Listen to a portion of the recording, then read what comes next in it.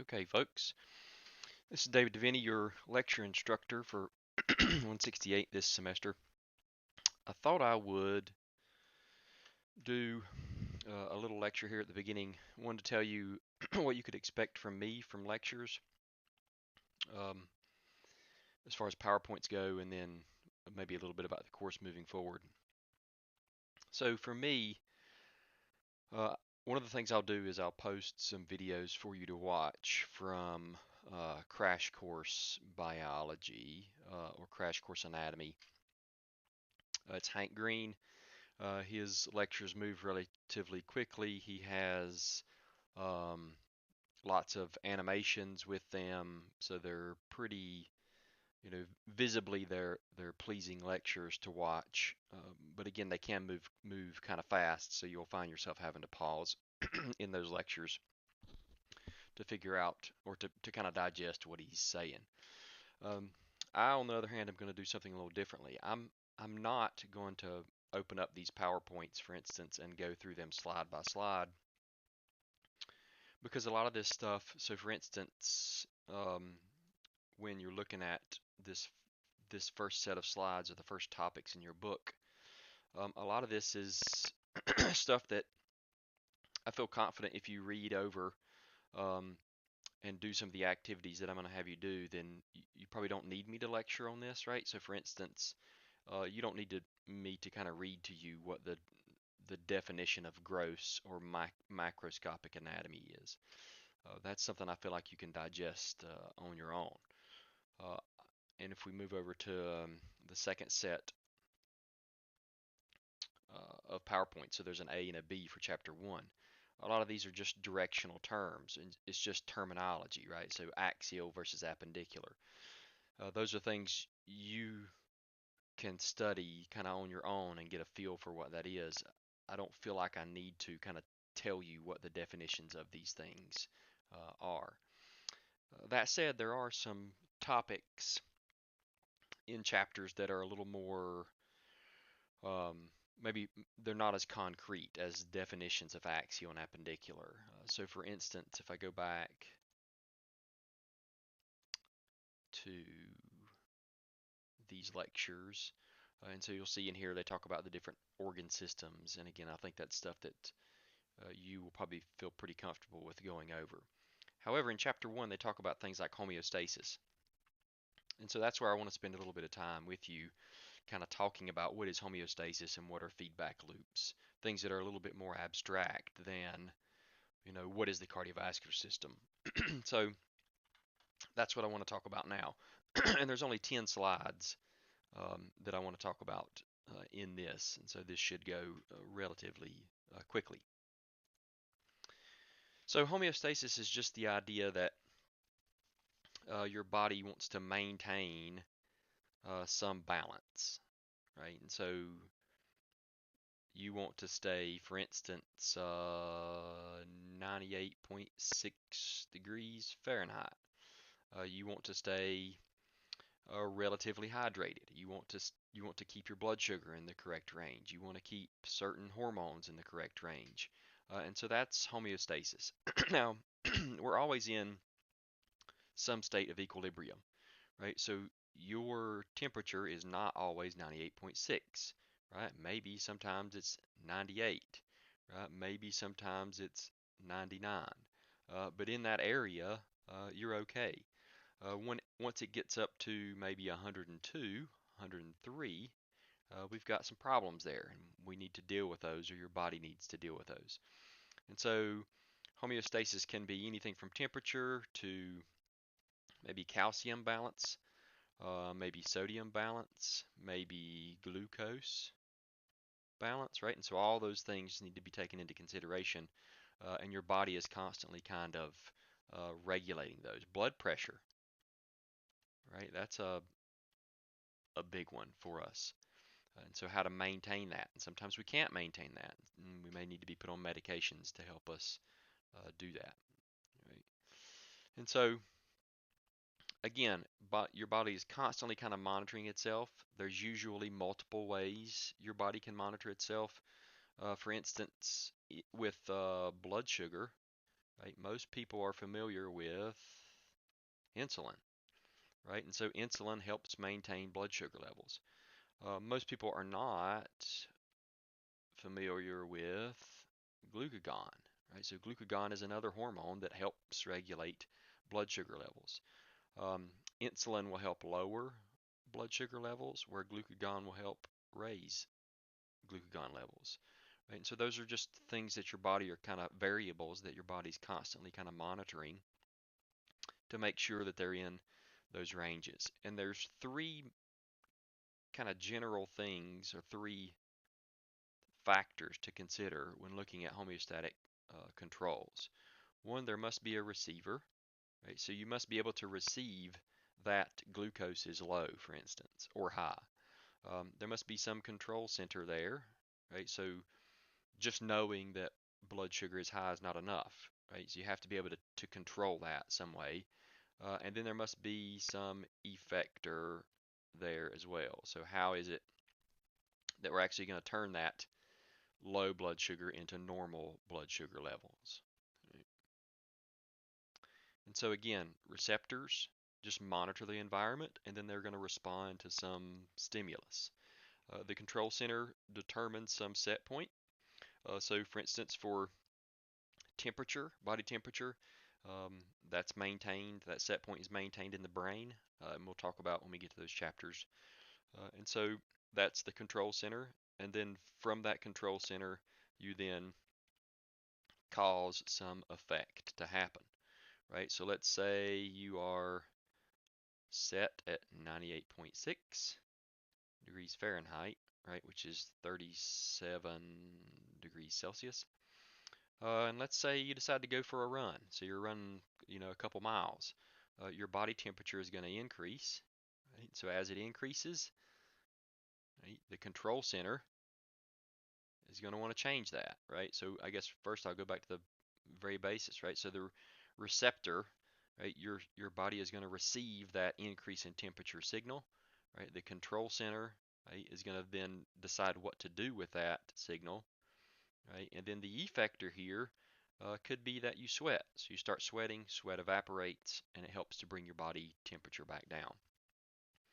And so our body can actually respond to these stimuli in two ways, right? So there's kind of two systems. There's negative feedback systems and there's positive feedback systems.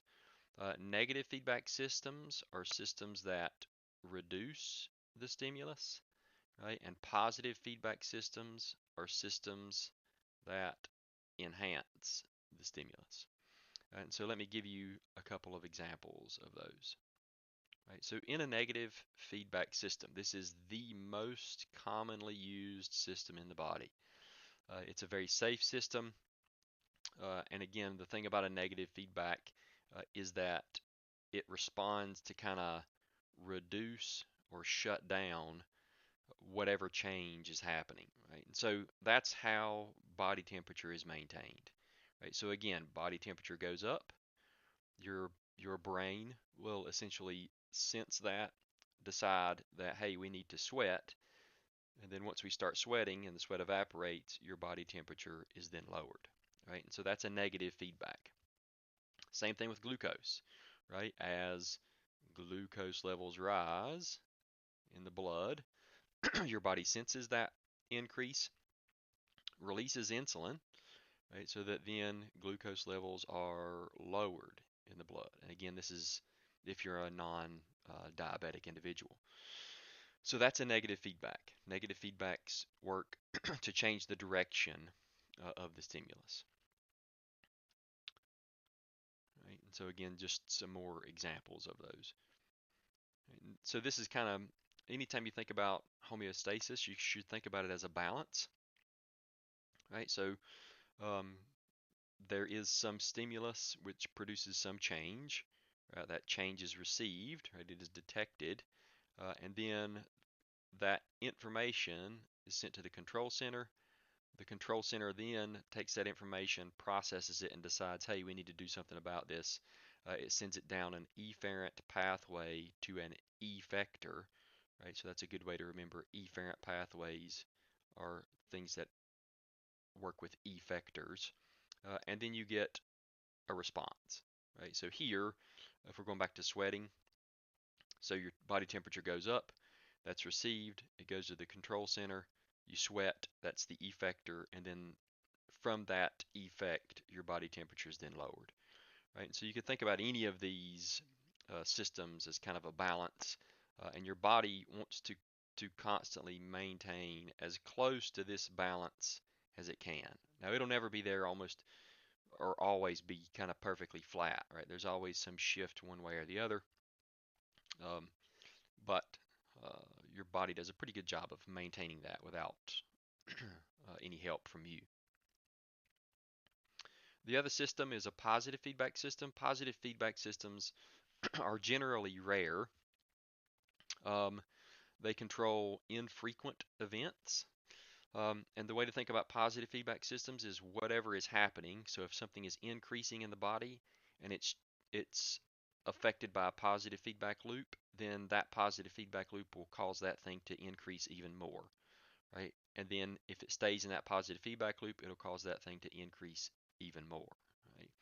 And so some examples of positive feedback loops. One is labor, right? So when a female is in labor, right, and she's going through contractions, right, those contractions cause oxytocin to be produced, right? Oxytocin production causes, I can do it this way, oxytocin causes more contractions to be induced, and those increased contractions cause more oxytocin to be produced, which causes more contractions, which causes more oxytocin, and then this just continues on, right? So up and up and up, more contractions, more contractions, more contractions, until the child is born. And so there's an immediate end signal there, right? The end product there is childbirth, but that's why contractions get so much stronger through time until the child is born.